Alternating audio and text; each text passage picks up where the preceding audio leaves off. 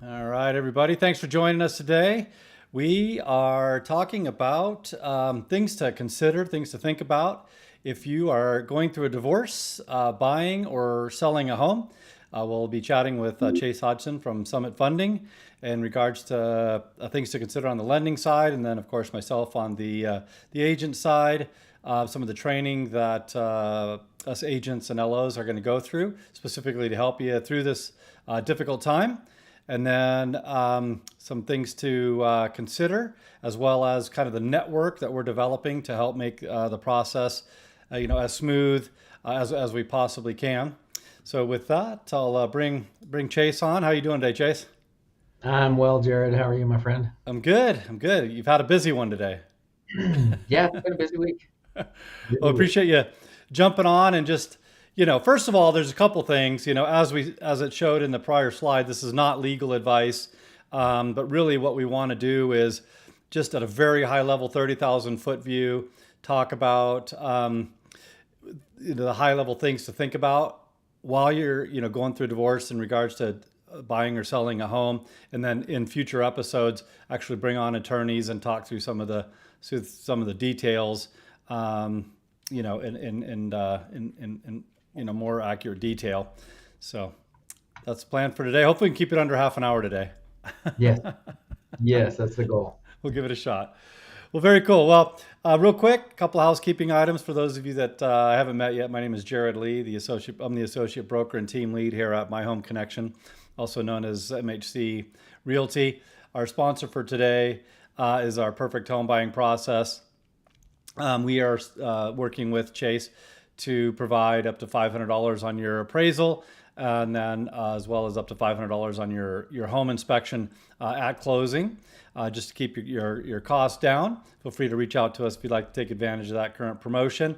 And then we just have a lot of tools that we've developed over the years, the better part of the last 20 years, in regards to helping making the process much more efficient and pleasurable.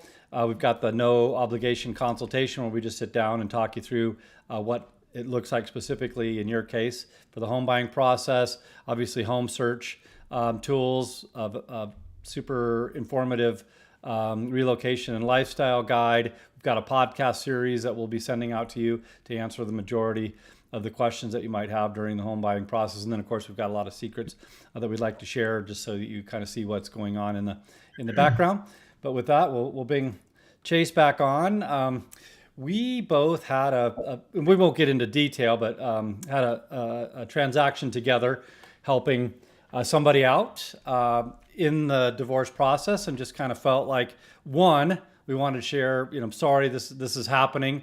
I've personally gone through it. There's agents on our team that you would potentially be working with that have also gone through it, or you'll come to hear that we've certainly trained them on how to deal with these kind of high stress transactions. So we appreciate you kind of sharing your insight on the lending side, Chase. Yeah, absolutely. Glad to be here. Help in any way that I can. Yeah, absolutely. So I guess the first thought is, and I hate to always go back to this one, but the planning thing, the sooner we know, the more we can start, putting in motion to help you. Certainly the network one. Let's see, I have a slide on that.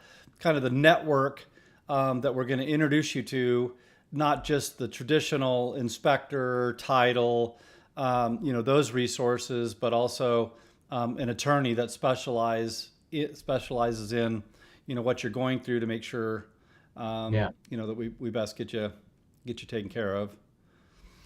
yeah. It's every situation is different, and just knowing the right people to go to and how to get things set up and how to prepare for it is definitely key. I think we talk about this all the time, like literally almost every podcast, right? Like it's when buying real estate, no matter your situation, preparation is key. If you want it to be a smooth transaction, and you need to get prepared for it.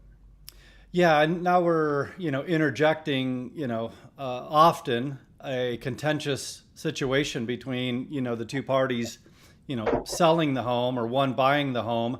We'll try to differentiate between, the occasion where one of the parties wants to keep the home, the other one wants to purchase a home, and Hmm. ideally that would be done post divorce, but we realize in some cases that um, doesn't happen, and you need to get into a place prior to the divorce being finalized, and there's just some things that you really need to consider to make sure that both parties, because they are right, they're both going to have to participate in the process, and really need to confirm that when the time comes that they're Yeah. both going to meet those commitments.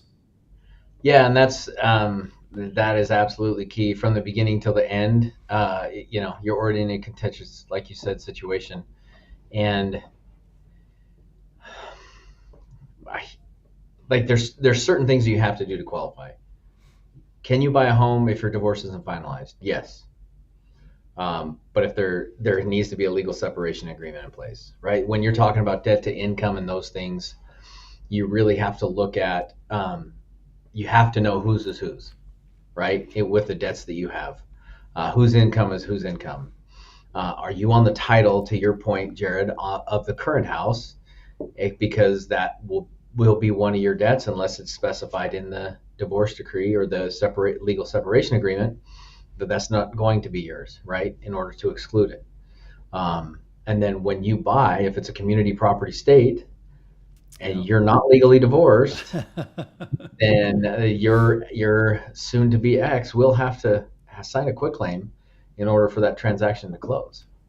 Yeah, and again, making sure that whatever's agreed to, is in writing, and everybody understands the implications of not following through with what you've agreed to, kind of mid transaction. When we say we'd prefer it to happen post transaction, because then, you're not depending on that particular individual to meet the commitments that they made, and often they do, right? Most people, I think, want to just kind of get through the process as unscathed as possible, but every once in a while things flare up mid transaction, close to the end of the transaction. And one of the things that I wanted to comment on is our focus here at MHC, and Chase's as well, is we want to train our agents to not only during a regular home buying transaction or sales, is we work with our agents in training them, in high stress, high anxiety, transactions in general, especially when you couple, a divorce on top of that. And we won't get into the details of what that looks like, today, but just know, we require our agents to go above and beyond what the normal, training is that the Idaho Real Estate Commission, the National Association of Realtors, requires, because we want our agents to, kind of understand where people are at in the process, whether they've personally gone through a divorce or not. At least understand, the things that can come up and where people are at. So. Right. Well, that's top down, right? You want to. That's just your heart. I know this because I've worked with you for so long at this point. But yeah, you just want to serve people, and when you're in the real estate is a very high stress situation the majority of the time. You couple something like that with it. Yeah, you want advisors on your side that know what they're doing and they know how to guide you through it because your emotions are going to be running high. Yeah, and the things, as small examples, as common sense as this may sound, but if communication isn't key in just a regular process, as people have a lot coming at them on top of that with a divorce, things from the attorney, from friends, from families, considerations of what's going on with the kids, where they're going to school. I mean, you've just got a lot of things coming at you. And so it's on us to be as communicative and as articulate as we possibly can, and be fine with repeating things multiple times if needed, Right. because we know that the higher anxiety, the less likely we are as humans to not necessarily remember something or remember it in as great a detail, right? Because our minds are just racing. So Yeah. that extra care is necessary, is what I'm saying. No, absolutely. Absolutely. And the yeah, having a team instead of just, even if it's just, one, then you're not going to get the communication and support you need, but a team of people together to get you through the transaction is it can make all the difference in the world. Yeah, and how do you pull that team together? Because we as agents might act in a way that we understand or try to be as empathetic about, where the client is at.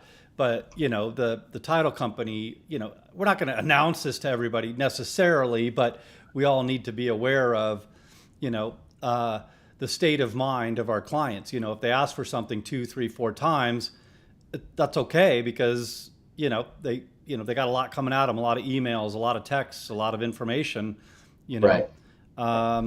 the inspection process. I mean that can be an anxiety provoking portion of the home buying process, home selling process, and to share hey, we really need to spend time and hone in on what the inspector's saying, what the outcome of those results are, and how we're going to respond to that. So anyway, those are just a couple of examples that I think agents in this type of transaction need to be aware of.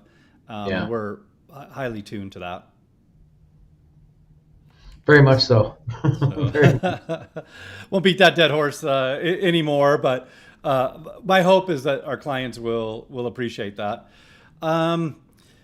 So the occasions where the divorce isn't finalized, I guess I do want to reapproach that one because Yeah. there's just an absolute need, if you can wait till it's completed, but there are just certain circumstances where it can't. Yeah.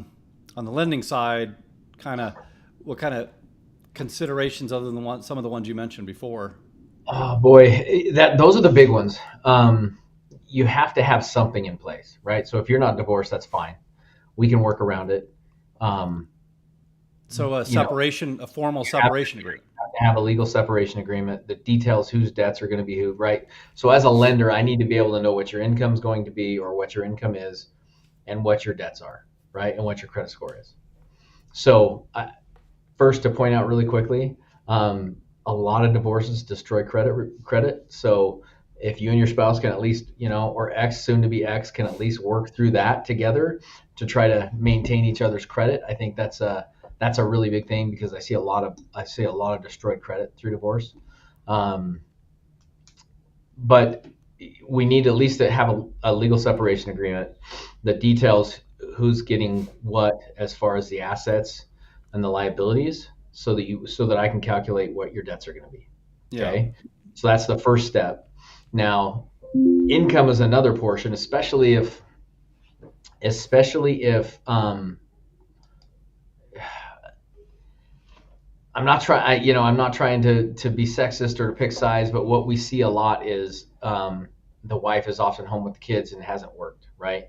And they believe that, well, I'm going to get alimony and child support, so I'll be able to afford it. Well, the guidelines that I'm required to follow is that you have to have received those for 6 months, which you typically don't until the divorce is final, right? So your debt and your income are pieces that we really need to fix, or to figure out in advance.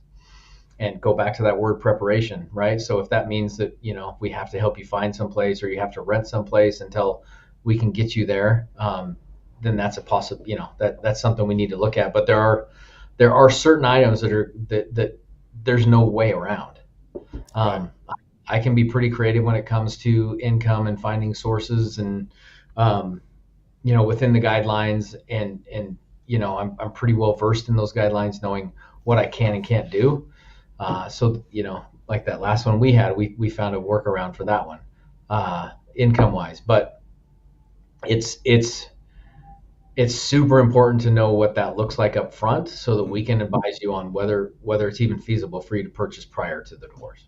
Right, right. I think it's fairly safe to say at least a legal separation agreement, right? You need something in Anyway, writing that outlines who's responsible for what and how this is yep, ultimately going to play out. Because if you don't even have that, one, nobody's held to any account because there's nothing in writing. So something you've verbally talked about or thought you would do, right? That doesn't help you in beginning the Yeah. financing side of things. Yeah. Without that, then I'm going to have to hit you with every debt that you have together, Right. right? Whether you can get that after the divorce or not, right? Um, and if you own a home already and you're on you're on the note on that home, I can't exclude it, right? If your spouse is getting the home, that's great, but we need something that legally shows that. Um, yeah, there's just a lot that goes into the debt and the income piece that is makes it very difficult during a divorce, and so we need some legal document telling us and outlining what's going to happen so that we can properly set you up for that purchase. Yeah, and not again, not legal advice, but I think, if you've gotten to that point, um, both parties should have something in place anyway, right? Because that just kind of sets the standard of what you're going to do, so that you can both begin to move in the directions you want to move with some degree of confidence. Because if you don't, I'm saying no, not legal advice, because I don't know what people can do with it and can't do with a legal separation agreement. Mm-hmm. But my understanding is, in my personal experience, it's pretty well stated. If you do these things, there's some recourse for it, because your significant other is making plans, potentially Yeah. moving in that direction, and you're kind of setting the stage where neither one of you are making knee jerk or rash decisions. Like you said, credit things. Oh, I've got to go out and get myself a new washer and dryer. You know, Yeah. well, you're married. You know, credit, right? Mm-hmm. Anyway, just those types of considerations. Yeah. Yeah, definitely. The guidelines are pretty strict about a lot of that stuff, and so just knowing that just because your ex is going to pay you child support, that doesn't mean we can count it for income right away. And how long have you been working, or are you just starting to go back to work now because you're going through the divorce? And how long have you been there, and how long have you been not been employed, and what that gap looks like. And is it the Um, same industry? yeah, same industry. Like there are a lot of of guidelines surrounding that, which can make it difficult to get done. So we need to see what all that is up front. Yeah, and this goes back to the planning thing again. I hate to keep harping on it, but if you go to talk to Chase, and Chase says, "Hey, if you can get back into the same industry you were in because it was only so long ago, then Hmm. your time to purchase is X. But if you want a total career change, you go into a brand new industry that you've never been in before, then it's Y. You Yeah, know, that could change what direction you opt to go in. yeah, yeah, absolutely, absolutely. And even if it's bad news, honestly, like you can approach it that way, and we can prepare for doing it in the future. And just because we can't do it right now, and typically there's a reason. You know what I mean? Like if it's not right now, then that's probably better for you financially, Yeah. where you're going, and get stable on your feet first, and then we'll look at that. Yeah, it might not be right now, but let's do it right. Yes, You know, correct. because especially when you're interjecting different contracts within that process, again, not divorced, in contract to buy a home, earnest money in jeopardy. Yeah, And by the way, there's more on occasion than just earnest money. yeah, Um, yep, specific performance can kick in, and there's things that you want to know. You can't just say, "I need a new home. Let's go open the door, fall in love with it, and write up a contract." Um, that's not a good position to have you in. it was that easy. Yeah, yeah. Anyway, I don't mean to chuckle during this episode, but again, I've been there, and I even feel myself reflecting back on kind of that process, and Yeah, nervous chuckle comes out. So my heart goes out to you. We want to help you walk through the process. We want to do it right. We want to plan for as long as we can to put you in the right direction. I'm trying to think of kind of that buy sell, right? The homeowners, the couple in a single home together, and now they're going to go purchase two separate homes. You know, are you both working with the same agent? Are you both working with separate agents by design? You know, and Hmm. that's going to in part depend on, you know, how well you're working together in the process.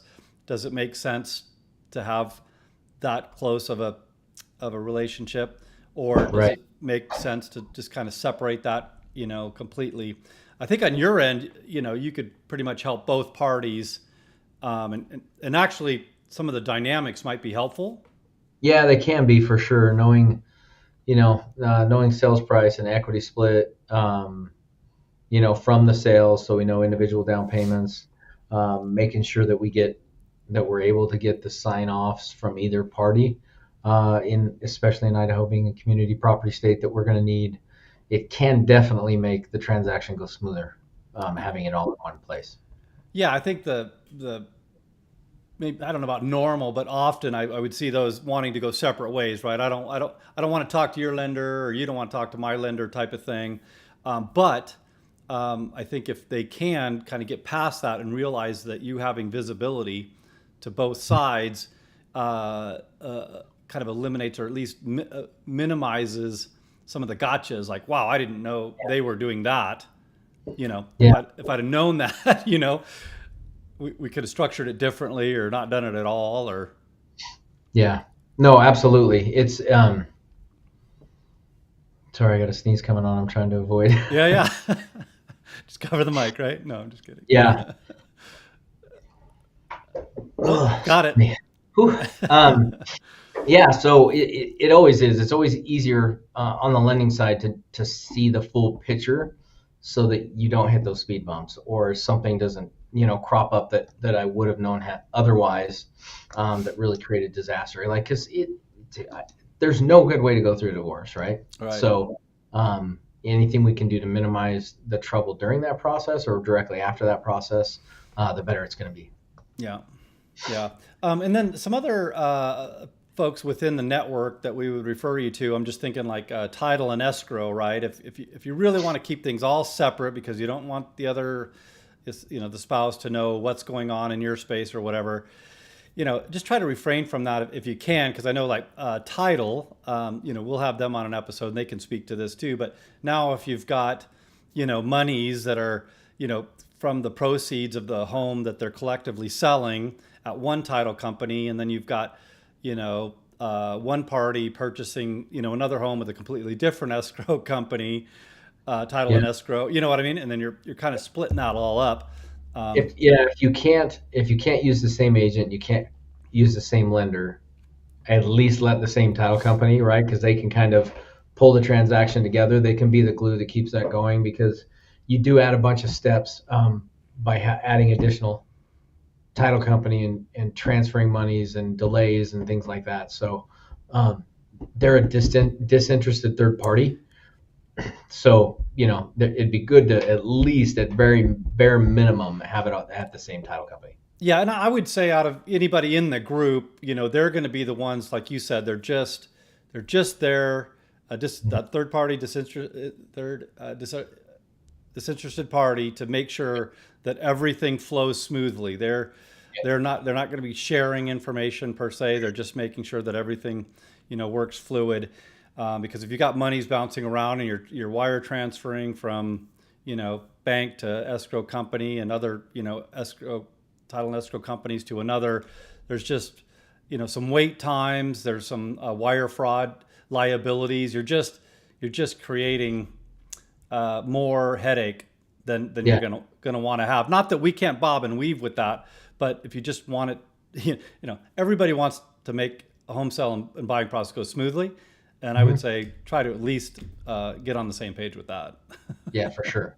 At bare minimum, for sure. I Yeah, agree. yeah, yeah, yeah. So just to summarize, the sooner the better. Yeah. We're training our agents, we're training our LOs to work with you in these capacities. We're bringing together a network of people that are all on the same page, and that's what they're focused on, is to just make sure that an otherwise, kind of a heartbreaking situation doesn't have to be made any worse. Um, and there's a lot of complexity, a lot of, considerations in all this, and we're game for it. I mean, we help folks like this all the time. And this is, to help you get through this time, not as hopefully everybody knows by now, not for us to collect a commission. This is to really make sure that your objectives, your plans going forward are moving in the right direction and done, as well as it can be. Yes, absolutely. So. Yeah, it's not, I can't imagine, not fun to go through, and there's no reason to make it worse, right? Like, just try to simplify the process as much as possible, prepare and work with the right people, so that it can be as smooth as possible. It's not going to be smooth, right? Because you're going through a divorce, right? But work with people who care about your interests, and just want to see you get through it. Yeah, and in some cases, it's funny. Like, one of the big things we do as real estate agents, and you as well, Chase, is, people don't buy a house by themselves with the seller, because there's just sometimes conversations in that process that, somebody just said something, rubbed them wrong, rubbed them the wrong way, just didn't sit well, and now all of a sudden, temperatures are flaring and it just kind of goes sideways. So what I'm saying is, in this situation, there's even more of a reason to have a team of people, looking to hold everything together. Maybe you can't talk directly, but at least you've got a team of people looking out for both of your interests to make sure that you're well taken care of, and, can move on to the next chapter. Right. Absolutely. So.